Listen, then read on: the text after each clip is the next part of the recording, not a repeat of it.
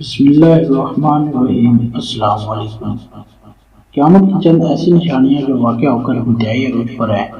سیدنا ابو ہریرہ رضی اللہ تعالیٰ عنہ فرماتے ہیں کہ رسول اللہ صلی اللہ علیہ وسلم نے فرمایا، جب مال فے کی بندر بانٹ ہونے لگے، امانت کو مال غنیمت سمجھا جائے، یعنی اس کو اپنی مرضی سے استعمال کرنا، زکوٰۃ کو جرمانہ خیال کیا جائے، جیسا کہ آج کل لوگ اکثریت زکوٰۃ نکالتے ہوئے تکلیف محسوس کرتی ہے اور زکوٰۃ دینے کے لیے بہانے ڈھونڈتی ہے، علم غیر دینی یا مقاصد کے لیے حاصل کیا جائے گا، مثلاً اپنی مشہوری کرانے کے لیے، دنیا کا مال و متاع کمانے کے لیے وغیرہ۔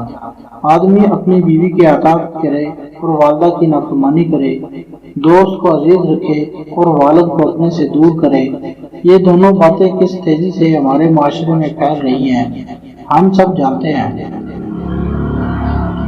مساجد میں آوازیں بلند ہونے لگیں، شور شرابہ، لڑائی جھگڑا، دنیاوی معاملات کی بحث۔ فاسق اور فاجر شخص قبیلے کا سربراہ ہوگا، گھٹیا ترین انسان قوم کا سردار ہوگا، اور ہم اس بات کا مشاہدہ اہل حکومت پر نظر ڈال کر سکتے ہیں۔ آدمی کی عزت اس کے شر کے خوف سے کی جائے۔ ہمارا معاشرہ اس بات کا گواہ ہے۔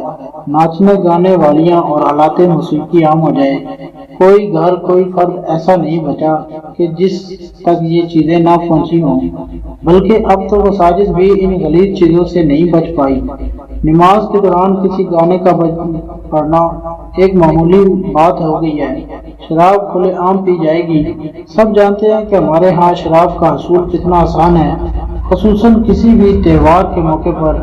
بے شمار انسانوں کی موت سے اندازہ لگایا جا سکتا ہے کہ شراب کتنی وافر و بآسانی مہیا ہونے والی چیز۔ امت کے آخری زمانے کے لوگ پہلے کے لوگوں پر طعن کشی کریں گے۔ صحابہ کرام رضوان اللہ اجمعین کو برا بھلا کہنا، علم سے کورے جاہل لوگوں کا اسلاف اور باتیں کسنا، تو پھر اس وقت لوگوں کو چاہیے کہ وہ انتظار کریں سرخ ہواؤں کا، زلزلوں کا، زمین میں دھنسنے کا، شکلیں مسخ ہونے کا، پتھروں کی بارش کا، اور ایسی نشانیوں کا جو اوپر تلے ایسے آئیں گی جیسے کسی پرانے بفیدہ ہار کے ٹوٹنے پر اس کے موتی لگاتار گرتے ہیں۔